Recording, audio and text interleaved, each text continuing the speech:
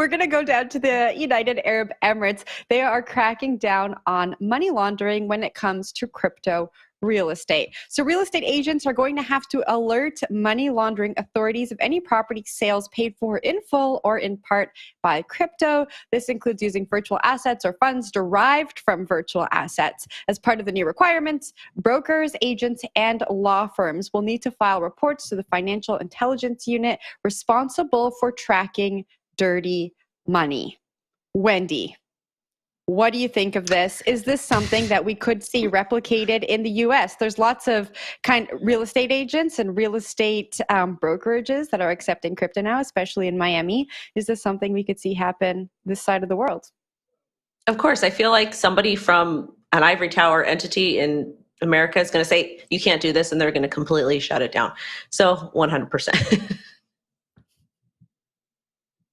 Simple answer. I'm just thinking about that Clips song, Dirty Money by Clips. It's a great song. Just check that out.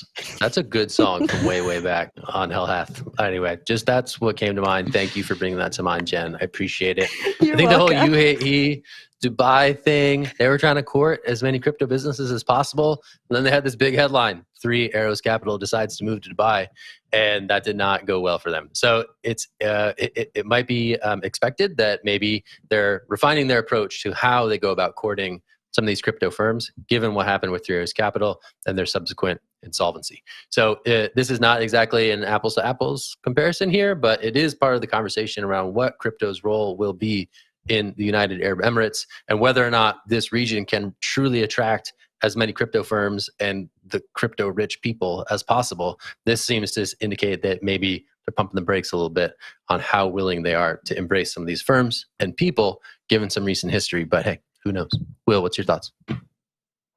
No, I'm with you. I think the 3 Arrows Capital debacle definitely put a little bit of some tepid water out there. No one wants to necessarily move there or talk about it. I'm sure regulators are as well are looking at this and being like, maybe it wasn't so good to roll so high and so fast so quickly with this breed, because basically crypto always pumps up really high and then explodes in a very fascinating fashion live on Twitter. And that happened in Dubai, right, with 3 Arrows Capital.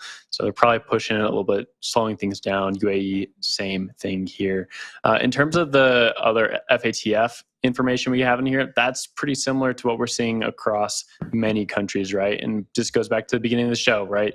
With Tornado Cash, all these countries are looking at these new projects, these new decentralized finance projects mixed with some privacy technology, and you get into a spot where governments are very uncomfortable with a new wave of cash that's going to empower people, and they're going to stop allowing people to use it, and they're going to put new regulations in place that's going to allow them to have at least a little bit more control over the digital frontier.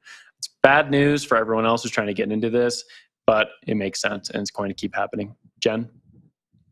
Yeah, reading about the reporting requirements just kind of reminds me about the requirements that are being set kind of all over North America by different regulators. It's like, okay, these requirements exist, but how do real estate agents report this and what's the threshold? So there's a part of the article that says this will be similar to a requirement that if anyone pays for a property in cash worth more than $15,000, they must report it. There's no restriction on crypto, so even the smallest amount of Bitcoin used in the purchase of a home must be reported. And so I just wonder if these processes have been thought out, or if regulators and governments are just going to jump in and use these very vague rules to pick and choose what they're going to look into, which is not a great way to move forward in this space.